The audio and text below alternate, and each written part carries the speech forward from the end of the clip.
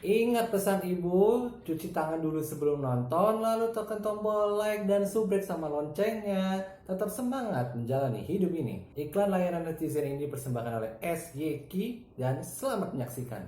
Ini Shoki dan pembahasan YouTube ini spesial banget di 2021 karena ini akan spoiler. Entah itu bukan spoiler yang aneh-aneh ya, ini akan jadi spoiler prediksi yang akan berkembang yaitu seputar dengan teknologi dan dunia digital.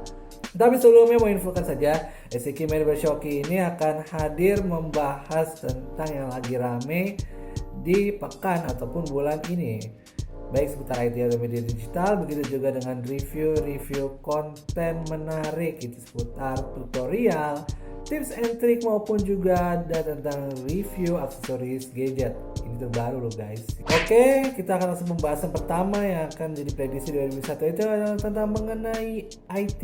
Apa itu? Yang pertama adalah 5G akan semakin nyata di Indonesia.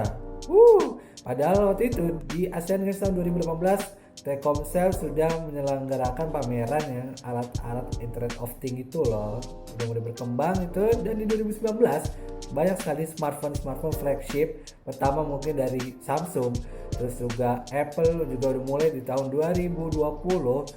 Di 2020 itu juga operator Indonesia ada 3 yang waktu itu diminta Kominfo siapa yang mau mengembangkan tower sinyal 5G ini. Hebat banget ya, itu udah termasuk yang pertama itu ada Telkomsel, yang kedua itu ada Tri, ketiga itu juga udah mulai ada Smartfren, dan mungkin akan menyusul juga karena waktu itu ada XL, terus juga masih banyak operator lainnya yang ingin mengembangkan sinyal 5G ini di Indonesia. Mengingat juga di 2021 sekarang sudah banyak smartphone mid range atau yang tengah-tengah ini aktif ya berkontribusi memakai fitur sinyal 5G ini. Apa untungnya dengan ada 5G ini? Misalnya smartphone Indonesia ada banyak yang 5G dan juga sinyal tower, kalian bisa tentunya nonton live streaming dengan resolusi tinggi, bahkan kalian pun juga bisa main game dengan live streaming dengan kualitas yang sangat luar biasa dengan tonton orang-orang banyak. Wow, nah selain itu juga kalian juga tentunya bisa melihat perkembangan Internet of Things yang sangat berkembang pesat gitu di segala bidang, terutama di kota-kota besar Indonesia, dan masih banyak lagi yang bisa menguntungkan dari fitur 5G ini. Poin kedua yaitu adalah penggunaan cloud data semakin banyak. Apa nih bahasanya terlalu IT banget. Jadi gini guys, cloud data itu sangat penting bagi kalian yang menggunakan aplikasi. Pasti nanti akan ada data email, terus juga data password, data alamat, dan data lain sebagainya. Baik data itu juga bisa berupa informasi apa yang sering kita lakukan. Dengan adanya cloud data ini yang semakin meningkat seiring dengan kondisi yang parah pandemi ini, pasti dari pihak pengembang aplikasi akan mewujudkan segalanya. Lalu juga dengan data ini mereka akan bisa mengelolanya gitu sesuai apa yang dimaukan user. Nah, dengan adanya cloud data ini juga sebenarnya berkembang sangat baik, apalagi kalau dipegang oleh pihak dari smart city seperti kayak di Jakarta sudah mulai dan beberapa kota-kota besar lainnya. Ya berharap aja kalau di daerah pun juga bisa nanti memakai fitur-fitur smart city ini. Mengapa demikian? Kalau misalnya pemerintah mempunyai dari penggunaan cloud data ini, nanti mereka akan bisa mengakses untuk melihat informasi dengan mudah, bahkan bisa menganalisa supaya bisa untuk melakukan pengembangan wilayah, pengembangan rakyat, dan pengembangan lainnya supaya semakin lebih baik. Poin ketiga yaitu adalah penggunaan pesan instan semakin bervariasi, gak hanya menggunakan WhatsApp. Ya, poin 3 ini sangat viral dan rame-rame di awal bulan Januari karena sempat ada notifikasi dari WhatsApp, yaitu adalah poin kebijakannya harus semua disetujui. Tapi di 3 ini paling bawah adalah penggunaan data yang harus dibagikan ke Facebook. Lah kalau nggak punya akun Facebook kenapa kok ini harus dibagiin? Kan nggak semua orang itu mau privasinya asli bagi-bagikan. Gara-gara itu juga akhirnya banyak user WhatsApp yang pindah hati ke aplikasi chat yang lain. Sebagai contohnya yang sekarang lagi rame itu adalah Signal, karena emang dipakai waktu itu sama Elon Musk. Itu rame banget tuh dari tweetnya. dan juga dia aplikasi Signal mantan dari CEO WhatsApp yang dulu. Di poin yang keduanya ada lagi namanya Telegram. Telegram ini juga banyak banget fiturnya, seperti ada komunitas atau botnya. Kalian juga pasti pernah nonton ya video-video sebelumnya Telegram gitu di channel ini, jadi ya kalian juga pasti tahu. Dan banyak sekali, ada juga aplikasi BIP dan aplikasi chat-chat lainnya.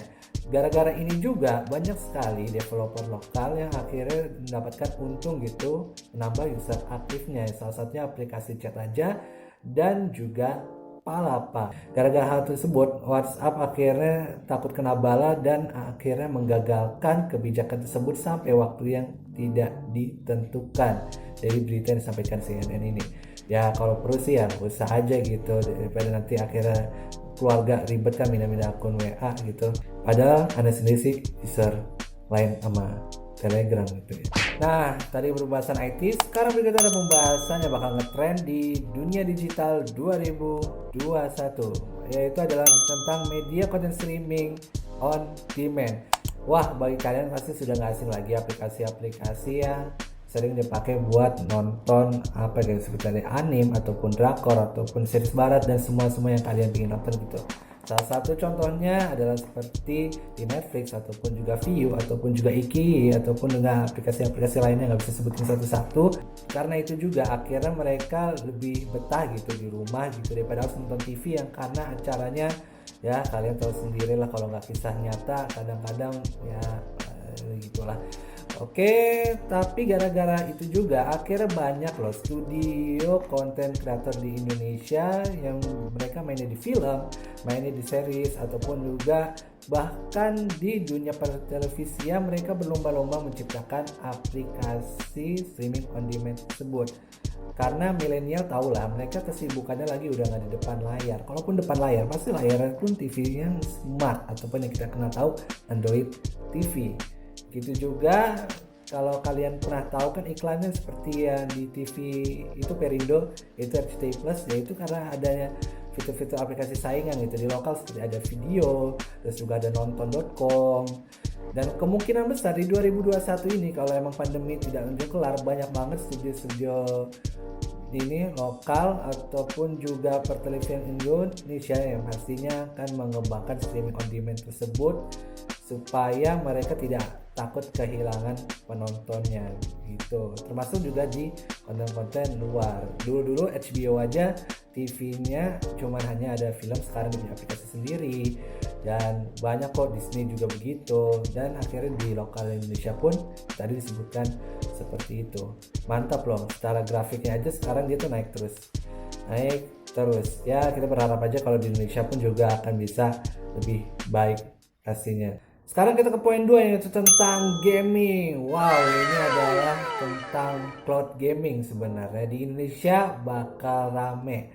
Lah, apa bedanya cloud gaming? Jadi cloud gaming itu kalian gak harus punya PS5, gak harus punya Xbox yang baru, X series. Kalian cuma cukup pakai laptop kentang atau HP kentang nih, kayak direkam ini, kalian main game yang isinya banyak banget, bahkan yang terbaru gitu. Secara lancar asalkan punya internet dengan speed yang bagus dan stabil gitu.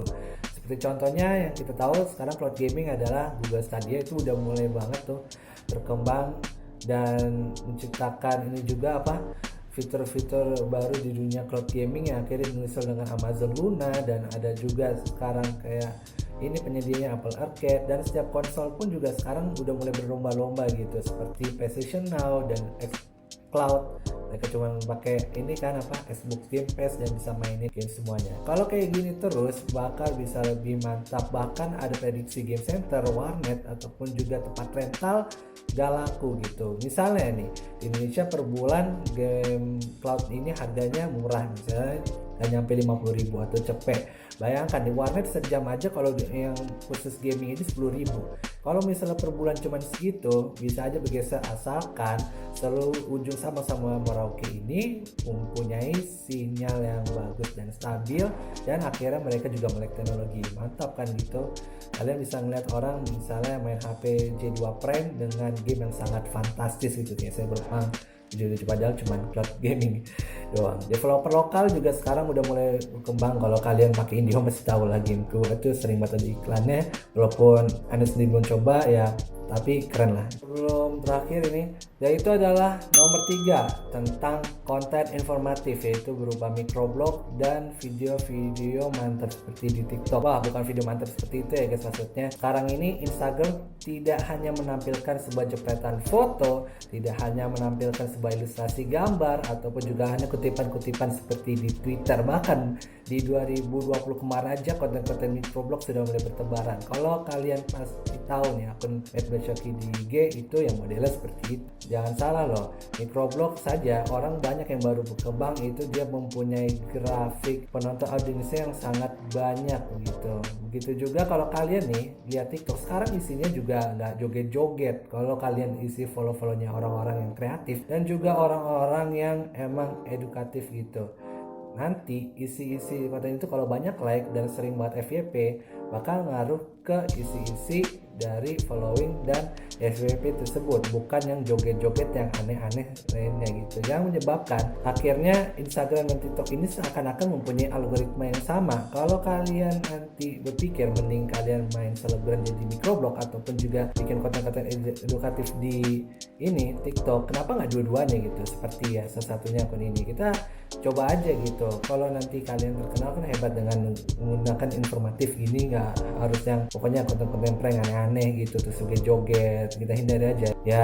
Pokoknya kita coba aja sih, kita di 2021 semoga sih lebih baik gitu ya. Sekian informasinya, jangan lupa mampir juga ke Instagram, ke TikTok yaitu @madebyshoki. Seperti yang tadi disampaikan itu banyak banget konten-konten edukatif dan juga informatif seputar media dan IT dan sekitar situ juga. Sampai jumpa dan bye.